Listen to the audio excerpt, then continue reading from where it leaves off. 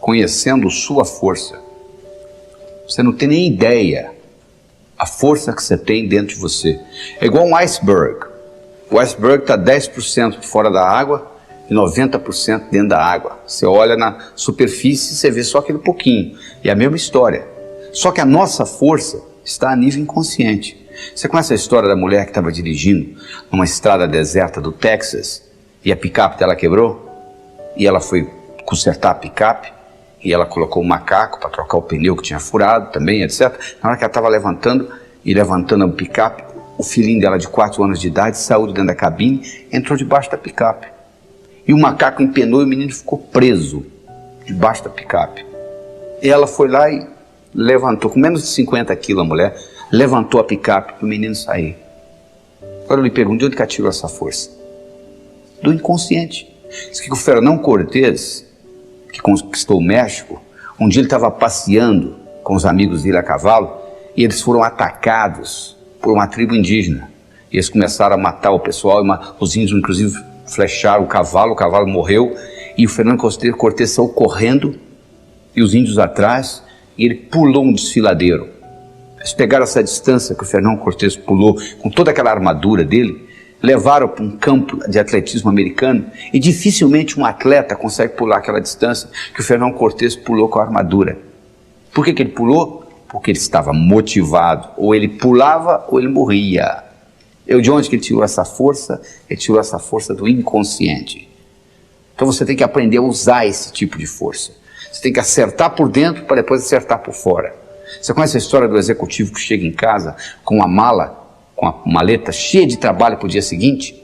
E ele tem um filhinho de 6 anos de idade, querendo brincar com ele. Seu pai, vamos brincar, pai, vamos brincar. Ele disse, não, meu filho, não posso brincar, seu pai está ocupado. E o menino continua insistindo. O que ele faz? Ele abre o jornal, ele vê o mapa do mundo. Aí ele tem uma ideia, ele pega o mapa do mundo, corta tudo em pedacinhos, entrega para o menino e diz, seu filho, você monta isso aí, quando estiver prontinho o pai brinca com você. Pensando que o menino ia gastar pelo menos 1 hora. 5 minutos depois volta o menino, pai, tá pronto.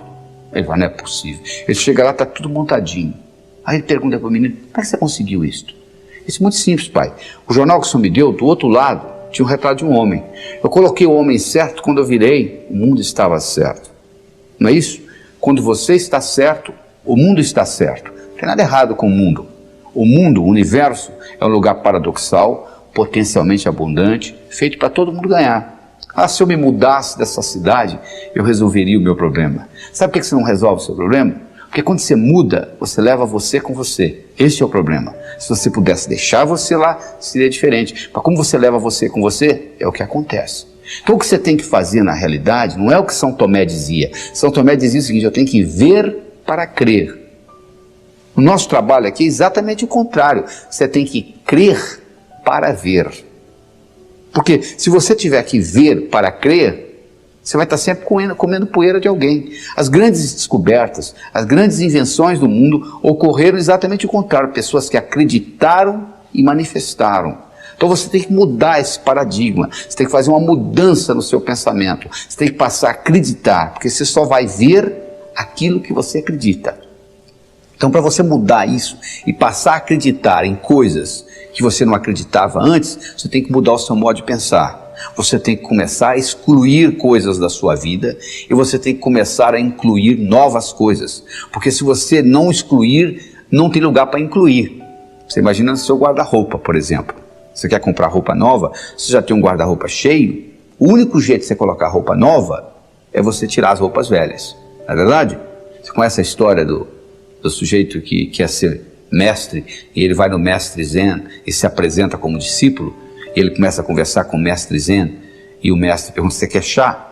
Ele começa a servir chá para ele, ele coloca a xícara e o mestre Zen vai enchendo a xícara, vai enchendo, começa a transbordar. E o discípulo não aguenta, seu mestre, será que o senhor não vê que está tornando? Ele falou, exatamente. Será que você não está vendo que a sua mente já está cheia?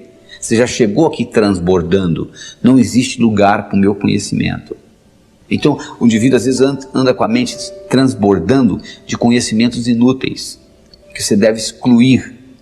Você tem que mudar as crenças. Você tem que incorporar coisas novas. Você tem que concentrar nas suas qualidades e não nos seus pontos fracos. Você imagina um sujeito com 1,50 m querendo jogar basquete. Não dá, né? Você imagina um sujeito com 2,20 m querendo ser jockey? Não tem jeito, o cavalo nem sairia do lugar. Então, para você começar a mudar esse processo, para você entrar em contato com essa força dentro de você, você tem que começar a descobrir quais são os seus talentos, quais são as suas qualidades, quais são as 5 principais qualidades que você tem. Você já escreveu alguma vez? Porque é importante, não é só você pensar, não. Descobriu-se recentemente que, o que os antigos já sabiam, que se você escrever, codifica de uma forma muito mais forte no seu cérebro. Então eu recomendo que você faça um exercício de casa, faça uma tarefa de escrever as suas 10 qualidades. Você pode escrever qualidades que você já tem e gostaria de aumentar, ou qualidades que você não tem e gostaria de incorporar. Porque à medida que você faz isso, à medida que você entra em contato com essas suas qualidades, o que vai acontecer é que você vai conhecer cada vez mais essa força que existe dentro de você. E o segredo não é você se comparar com os outros, é você se comparar com você mesmo e acompanhar a sua evolução. Porque se você começa a se comparar com os outros, sempre vai ter alguém mais bonito que você, sempre vai ter alguém mais forte que você, sempre vai ter alguém mais jovem do que você, sempre vai ter alguém mais rico do que você. Então você vai estar sempre frustrado. Agora, se você compara com você mesmo e acompanha a sua evolução, isso serve de estímulo para você continuar evoluindo. Então, além das suas qualidades, eu gostaria de saber dos seus hábitos, quais que você quer excluir, quais que você quer manter e quais novos hábitos que você quer incluir na sua vida, na sua tarefa diária. E lembre-se, algo para se tornar hábito tem que ser feito, pensado, manuseado pelo menos 21 vezes. Se você passar fio dental nos seus dentes 21 dias seguidos, eu lhe garanto que você vai passar para sempre. Igual você faz com escovar os dentes. Mas se você fizer uma vez ou outra, você vai passar o fio dental uma vez ou outra, como a maioria faz. Então você, para criar um hábito, você tem que pôr energia nisso. E depois desse hábito criado, por exemplo, se você criar o hábito crer para ver, ou seja, eu acredito para manifestar, teste isso na sua vida. Crie alguma coisa e procure manifestá-la. Tudo no universo físico é criado 2 vezes. Primeiro você cria, depois você manifesta. Você entendendo esse processo é fundamental. E lembre-se da história do executivo. Se você está certo, o mundo está certo. Até lá.